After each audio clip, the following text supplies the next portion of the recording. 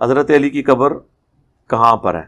دیکھیں میں نے آپ کو بتایا تھا افغانستان میں بھی ایک قبر بنائی ہوئی ہے. یہ مزار شریف جو افغانستان کا شہر ہے وہ حضرت علی کی قبر وہاں پہ انہوں نے بنائی ہوئی ہے. اس کو مزار شریف حضرت علی کے مزار کی وجہ سے کہتے ہیں.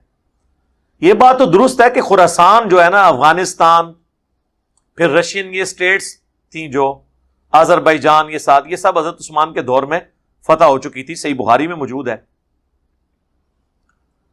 اور یہ افغانستان کا جو یہ علاقہ ہے اور رشین اسٹیٹس اور ایران کا کچھ حصہ، یہ سب خراسان کہلاتا تھا. اور یہاں کے جو گورنر تھے وہ حضرت علی کے ساتھ بڑے کمیٹڈ تھے. حالانکہ یہاں پہ جو پرانا گورنر تھا اس کو معزول کیا. بل میرے علم میں نہیں کہ حضرت علی کبھی یہاں پہ خود تشریف لائے ہوں. ہو سکتا ہے ان کے پاس کوئی ایسی روایت ہے جس کو لے کے چل رہے ہیں. سب سے مضبوط وہی نجف عراق کے اندر ہی ہے حضرت علی کا مزار. اور باقی یہ کہ مزار کا ایڈریس پوچھ کے کرنا تو اس میں سے کچھ نہیں. آپ نے ہم جو نماز میں محمد اور آل محمد پہ درود پڑھتے ہیں، اللہم صلی علی محمد وعلی آل محمد، وہ انہیں پہنچ رہے.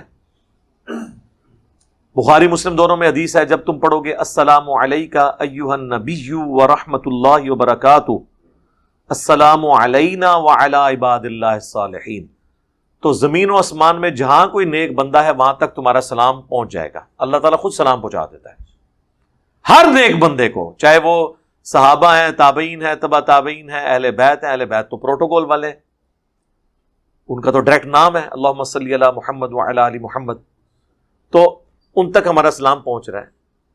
اب اس کے بعد تعلیمات پہ عمل کرنا ہے، اہل البیت کا دفاع کرنا ہے، یہ کام ہے کرنے والے. جو صحیح مسلم میں حدیث ہے، علی سے محبت نہیں رکھے گا مگر مؤمن، علی سے بغض نہیں رکھے گا مگر منافق. 240. پھر فضائل صحابہ احمد بن حنبل کی کتاب، اس میں یہ حدیث موجود ہے. مسند احمد میں بھی ہے، اس کی روایت کے اوپر کلام ہے. اس میں تو بڑے پیارے الفاظ ہیں کہ اے علی تم میری امت میں عیسیٰ ابن مریم کی مثل ہو.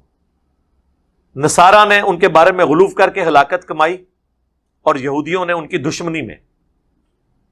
پھر حضرت علی خود کہتے ہیں کہ میری وجہ سے جو ہے وہ ایک گروہ جو ہے وہ گمراہ ہو جائے گا میری محبت میں غلوف کر کے، اور ایک میری دشمنی میں غلوف کر کے.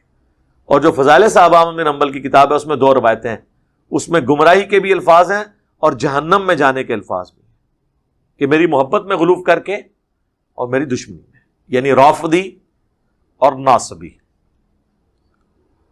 تو وہ آپ حضرت علی کا دفاع کریں، وہ اس کے بعد قبروں تک جانے کی کوئی ضرورت نہیں. یہاں پہ بیٹھے ہوئے ہمارا سلام ان تک پہنچ رہا ہے، ان کا ذکر خیر ہم کر رہے ہیں.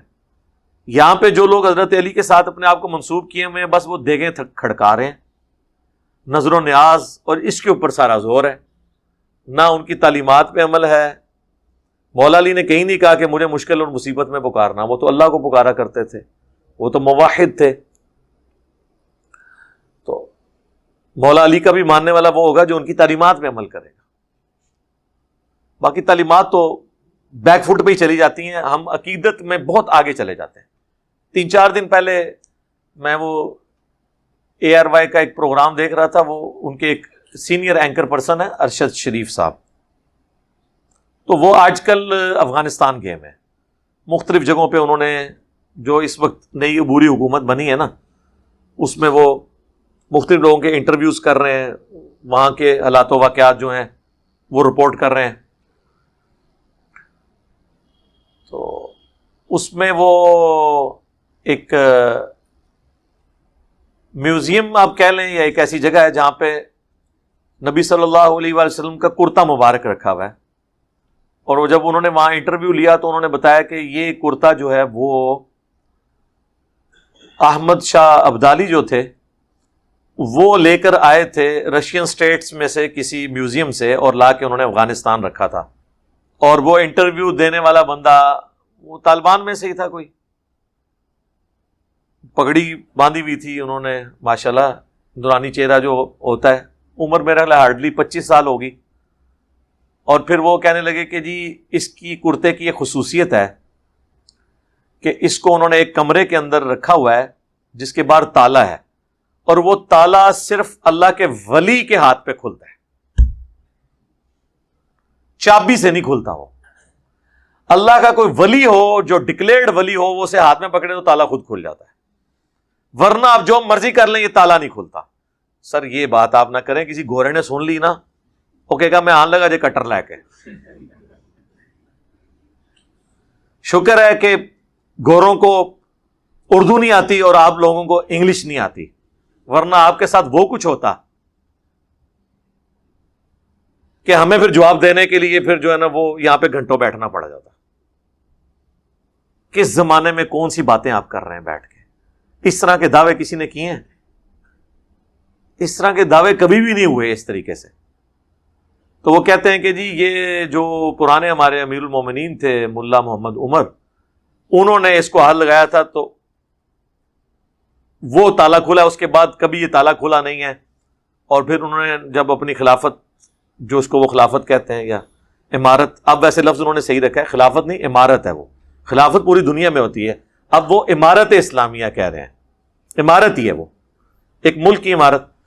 تو وہ کہتے ہیں جی وہ کرتا انہوں نے پھر یوں اپنی جب عمارت کا یا اس وقت جب وہ جس کو خلافت کہتے ہیں اناؤنسمنٹ کی تو انہوں نے کرتا اٹھا کے وہ کی تھی.